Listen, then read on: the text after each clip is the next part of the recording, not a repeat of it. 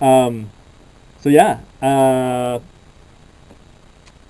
so I stayed there for like 4 or 5 days up in Forestville, California. It's the northern part by Santa Rosa.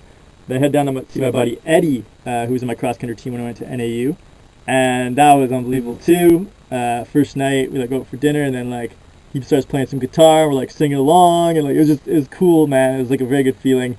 He's got a beautiful little daughter Natalie, and like cool wife Nora, and it was just awesome. And then the next day we went for a run. First time I've run on this trip, and I was still kind of feeling the effects of strep, but much like minimized.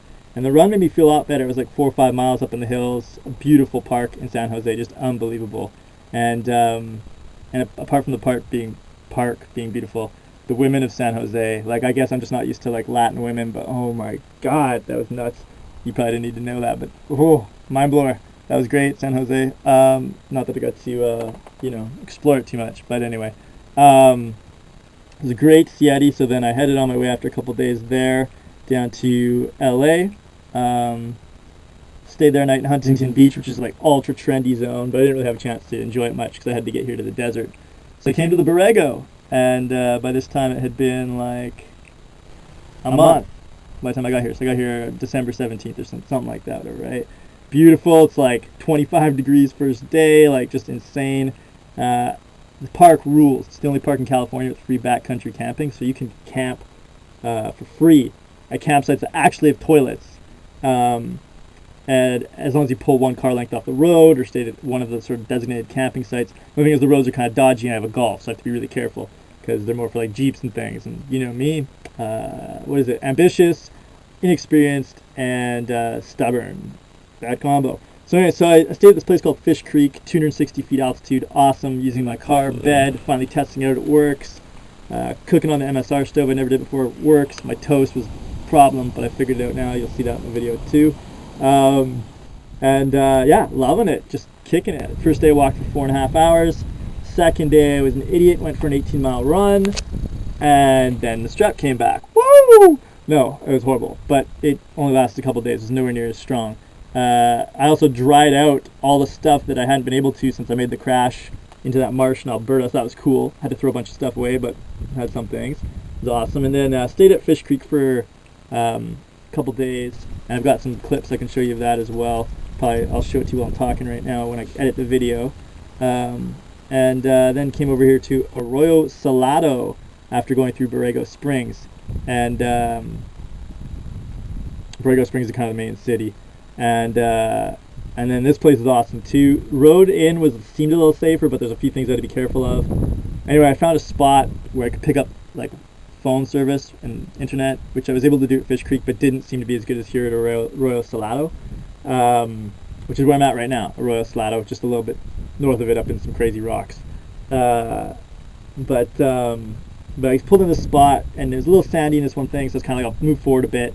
That was cool. Went to bed, went for a long 5.5 hour walk. It was totally in the zone, just like starting to feel better from strep. And I get back to my car, and there's like a ticket. I'm like, oh my God.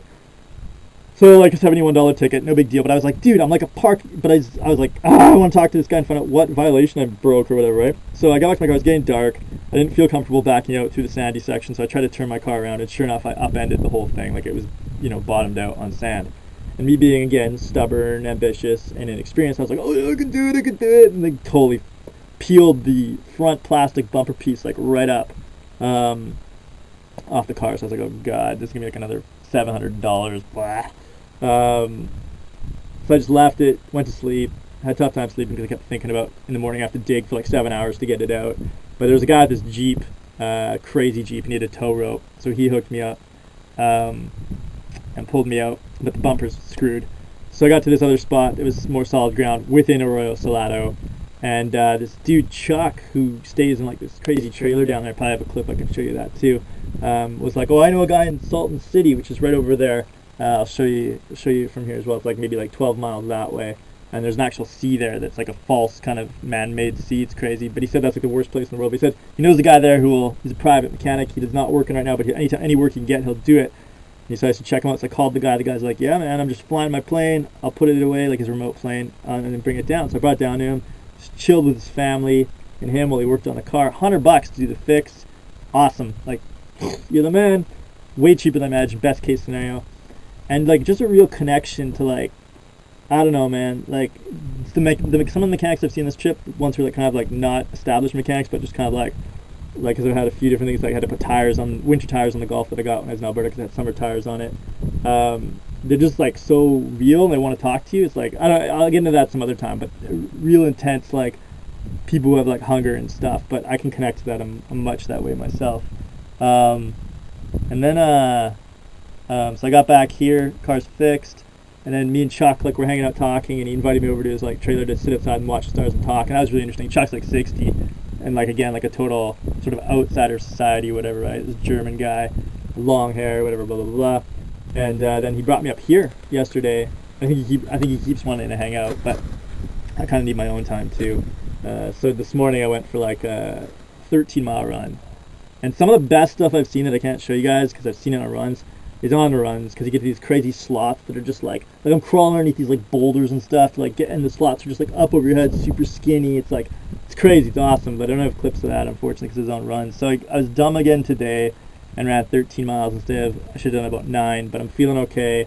Throat looks good when I put the flashlight in there, so hopefully all this talking doesn't wear it out. And then I was like, yeah, I'll come up here. So I chilled out for a bit in the shade, and then I'm up here. So that's where I'm at. And Maria arrives into LA tomorrow night, my sister Maria. So I'll pick her up, have a week in LA, and then I'll probably come back up here for like a month, because I think you're allowed 30 days a calendar year in the park for free. So I'll probably come here for a month, then over to maybe Arizona for February, and then I'll be out of the cold months, and it'll be awesome. But anyway, crazy trip so far, done a lot of damage, caused a lot of problems, had to pay a lot of extra cash, but I'm cheap in other regards, so I wouldn't say it balances out yet, throwing a car into a marsh in Jasper National Park and losing the whole thing. But yeah, in general, I'm in a good zone. It's been a bit of a blur so far because I've been changing stuff so much, but being here in the park's really good for kind of just like centering me, although hanging out with Chuck the last few days is more social too. So I kind of like today to just like zone out or whatever. But I'll show you a quick view of the land, and then I'll shut you down. And I know this has been more than 10 minutes, so we'll see if YouTube will take it. Just kind of a bit of the scenery here. You can see where we're at. Genius kind of stuff. Here's the like crazy rocks over there that are a lot like the ones I'm standing on. But this is the one we're at right now. Looks super cool. Awesome. And then that over there, way in the distance, is the Salton Sea. There's a city around it, but it's like this fake sea. If you look way down there, you can probably see Randy's trailer. That's where the campsite is. And that way towards the sun is Borrego Springs. So you get a pretty good look about our zone here. It's pretty awesome. Sunsets are nuts here. Maybe I'll try to catch that in video, and you guys can see what's up. Okay, dudes, good night. This is probably get to you sometimes around New Year, so have a happy New Year and rock and roll. I'll probably throw a couple of these together, maybe one a month or something like that. Try not to make them as long. I guess I'll have to cut this one into 2 pieces. Okay, peace out.